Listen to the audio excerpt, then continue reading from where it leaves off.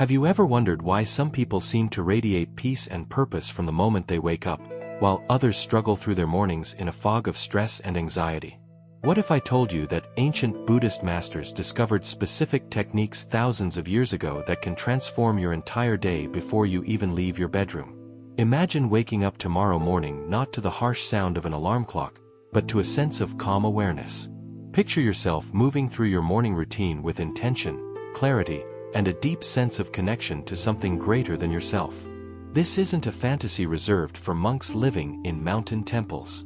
This is available to you, right now, starting tomorrow morning. The truth is, the way you begin your morning doesn't just affect the next few hours. It sets the energetic template for your entire day, your relationships, your work, your health, and ultimately, your life. The Buddha understood this profound truth 2,500 years ago, and today, neuroscience is finally catching up, proving what ancient wisdom has always known. In the next 20 minutes, I'm going to share with you 10 powerful Buddhist techniques that will revolutionize your mornings. These aren't complicated rituals that require hours of practice.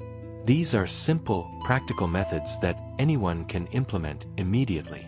But here's the catch: you have to actually do them. Knowledge without action is just entertainment.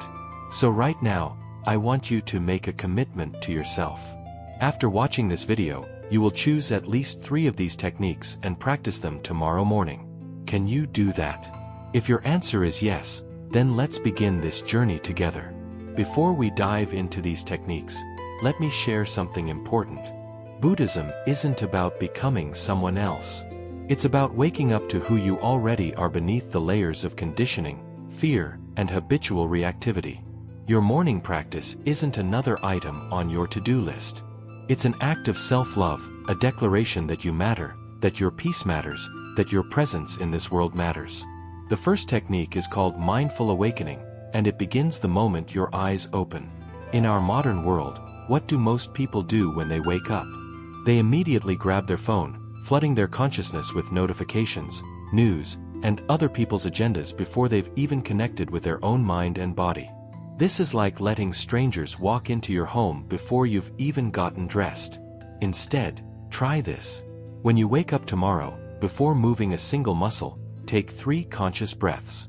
Don't change your breathing, just notice it. Feel the cool air entering your nostrils, the gentle rise of your chest, the moment of stillness at the top of the breath, and the warm release as you exhale. This simple act does something profound. It anchors you in the present moment and activates your parasympathetic nervous system, signaling to your body that you are safe. Then, still lying in bed, bring your awareness to your body. Without judgment, scan from the top of your head down to your toes. Notice any tension, any comfort, any sensations. You're not trying to change anything. You're simply saying good morning to yourself, acknowledging the miracle of being alive in this body, in this moment. This might take only 90 seconds, but those 90 seconds create a foundation of awareness that will support you throughout your entire day. The second technique is gratitude before rising. The Buddha taught that gratitude is not just a pleasant emotion, it's a way of seeing reality clearly.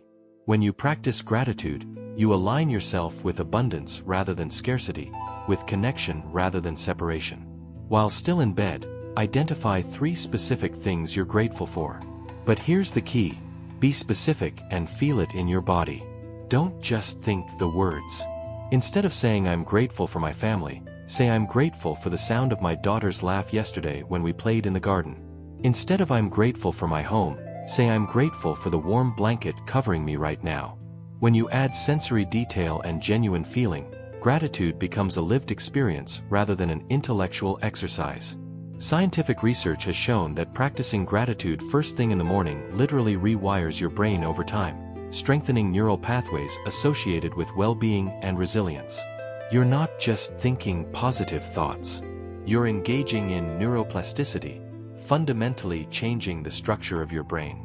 The third technique is setting an intention, which differs from setting a goal. A goal is about achieving something external. An intention is about embodying a quality of being. Before getting out of bed, ask yourself this question: who do I want to be today? Maybe your intention is I want to be patient. or I want to be present, or I want to be kind, especially to myself. Choose one quality that resonates with your heart in this moment.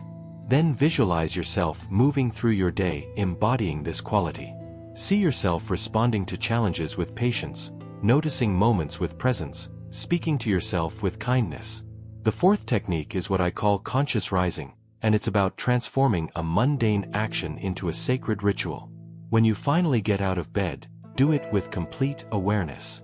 Feel your feet touching the floor. Notice the temperature, the texture. Stand up slowly, feeling the gentle adjustment your body makes to gravity. In Zen monasteries, monks are taught that how you do anything is how you do everything. If you rush out of bed in a fog of semi-consciousness, you're training yourself to move through life disconnected and reactive. But if you rise with awareness and intention, you're practicing presence, and that presence will naturally extend into everything you do. As you stand, place your hands together at your heart in a prayer position, and bow slightly. This isn't necessarily a religious gesture. It's a gesture of respect, acknowledging the gift of a new day, the opportunity to begin again. You might say something simple like "Thank you for this day," or "Today I choose awareness," or even just breathe and feel the significance of being alive. The fifth technique is morning water ritual. In Buddhist tradition, water represents purification and renewal. Before consuming anything else, before coffee or breakfast, drink a full glass of room temperature water slowly and mindfully. As you drink, imagine that you're not just hydrating your physical body, but cleansing your energetic body, washing away the residue of yesterday, the dreams of the night, any stagnant energy. Pay attention to the sensation of water moving down your throat, filling your stomach. This simple act wakes up your digestive system gently and provides your body with the hydration it desperately needs after hours of sleep. More importantly, it's another opportunity to practice presence. The sixth technique is 5 minutes of meditation, and before you say you don't have time, let me be clear. You have time for what you prioritize. If you have time to scroll social media, you have time to meditate. This isn't about sitting in an uncomfortable position for hours. 5 minutes is enough to create a significant shift in your consciousness. Find a comfortable seated position. This could be on a cushion on the floor, on a chair with your feet flat on the ground, or even sitting on the edge of your bed. The key is that your spine is relatively straight but not rigid, allowing energy to flow freely. Close your eyes or lower your gaze. Begin by taking 3 deep, intentional breaths. Breathe in through your nose for a count of 4, hold gently for a count of 4, exhale through your nose for a count of 6. This breathing pattern activates your vagus nerve, which is like a reset button for your nervous system, moving you from fight or flight mode into rest and digest mode. Then, let your breath return to its natural rhythm. Simply observe it without trying to control it. Your mind will wander. This is not a problem. This is not a failure. The wandering mind is not the enemy of meditation, it's the reason for meditation. Every time you notice your mind has wandered and you gently bring your attention back to your breath, you're doing a repetition at the gym of awareness. You're strengthening your attention muscle. Thoughts will come, sounds will happen, sensations will arise. Let them. You're not trying to create a blank mind.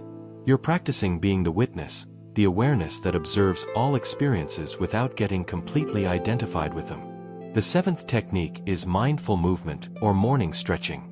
The Buddha taught the middle way, avoiding both extreme asceticism and extreme indulgence. Your body is not an obstacle to enlightenment. It's the vehicle through which you experience life. Treating it with care is not vanity, it's wisdom. Spend 5 to 10 minutes doing gentle stretches or yoga. You don't need a complicated routine. Simple movements like cat-cow stretches, forward folds, gentle twists, and shoulder rolls are perfect. As you move, stay present with the sensations. Notice where you feel tight, where you feel open. Breathe into areas of tension without forcing anything. This practice accomplishes multiple things simultaneously. Physically, you're increasing blood flow, releasing tension accumulated during sleep, and preparing your body for the day ahead. Energetically, you're moving stagnant chi or prana, allowing life force to circulate freely. Mentally, you're continuing to cultivate present moment awareness. The 8th technique is mindful hygiene. Yes, even brushing your teeth can become a meditation. The key is to do one thing at a time with full attention.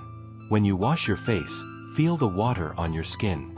When you brush your teeth, be there for the entire 2 minutes rather than mentally rehearsing your day or replaying yesterday's conversations. This might sound unnecessarily detailed, but here's what most people don't understand. Your quality of life is not determined by the extraordinary moments. It's determined by how you show up for the thousands of ordinary moments. When you bring full presence to simple activities, you're training your mind to be available for your actual life rather than constantly living in mental time travel. The 9th technique is mindful breakfast or eating meditation. In Zen Buddhism, there's a practice called oryoki, which is a formal meal meditation. While you don't need to follow the entire ritual, you can incorporate its essence into your morning meal. Before eating, pause. Look at your food and consider the journey it took to reach your plate. The sun that shone on the plants, the rain that watered them, the farmers who cultivated them, the people who transported and prepared them. This isn't about being sentimental. It's about recognizing interdependence, understanding that your breakfast is connected to the entire web of life. Then, eat slowly.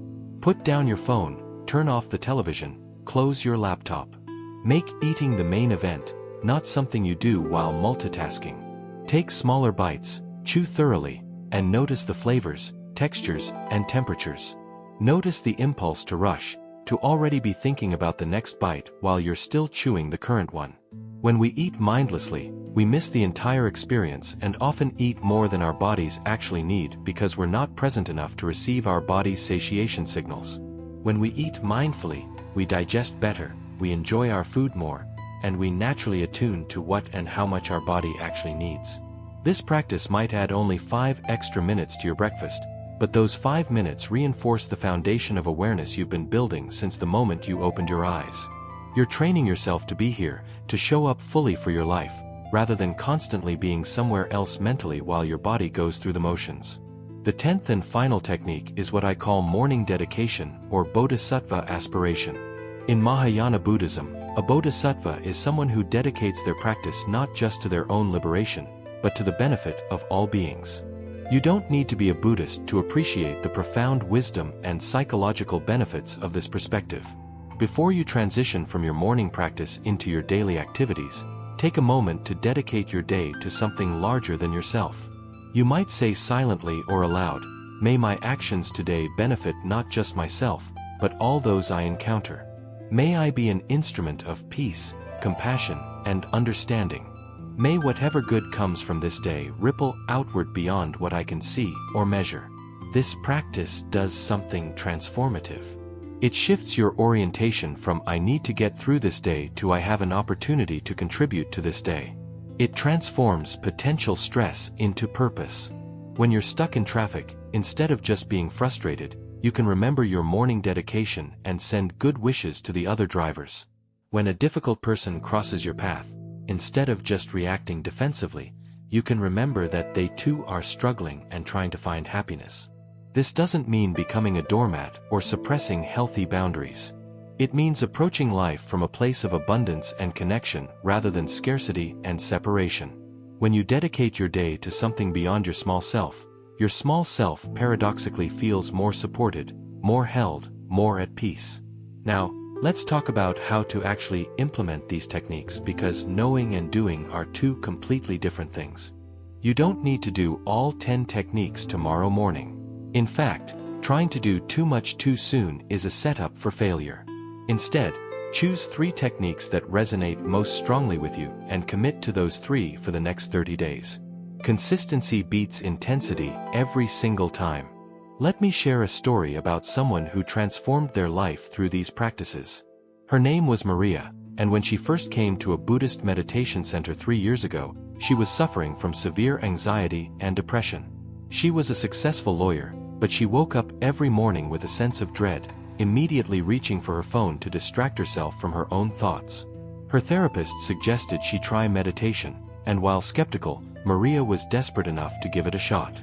She started with just 2 techniques: mindful awakening, and 5 minutes of meditation. That's it. She didn't try to overhaul her entire life overnight. For the first 2 weeks, she found it incredibly difficult. Her mind was so accustomed to constant stimulation that sitting still felt almost painful. But she kept showing up. Every morning, 3 conscious breaths and 5 minutes of watching her breath. After about 3 weeks, something shifted. She started noticing space between her thoughts. She began waking up with slightly less anxiety. She found herself being more patient with her assistant at work. These weren't dramatic changes, but they were real. 6 months later, Maria had gradually added other techniques: mindful movement, gratitude practice, and morning dedication. A year later, she reported that her anxiety had decreased significantly, and her relationships had improved. She was still a lawyer, still faced stress and challenges, but her relationship to those challenges had fundamentally changed. She had found a refuge within herself. Here's what I want you to understand.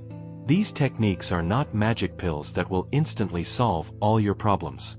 They're tools that, when practiced consistently, gradually shift your baseline state of consciousness. They're investments in your mental, emotional, and spiritual well-being that compound over time. The Buddha's final words to his disciples were, "Strive with diligence." Not strive with perfection. Not strive with constant success. Strive with diligence. This means showing up even when it's hard, even when you don't feel like it, even when you don't see immediate results. This is the path. So here's your call to action. Right now, before you click away from this video, take out a piece of paper or open a note on your phone. Write down 3 techniques from this video that you commit to practicing tomorrow morning. Be specific about when and how you'll do them.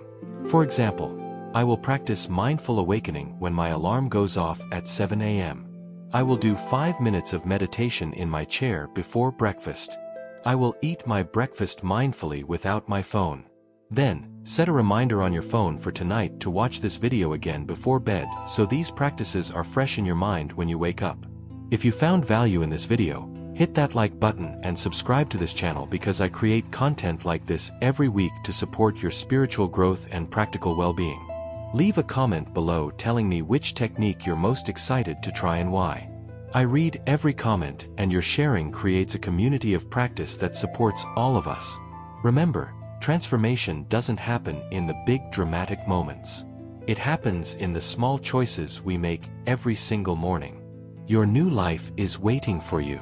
It begins tomorrow when you open your eyes.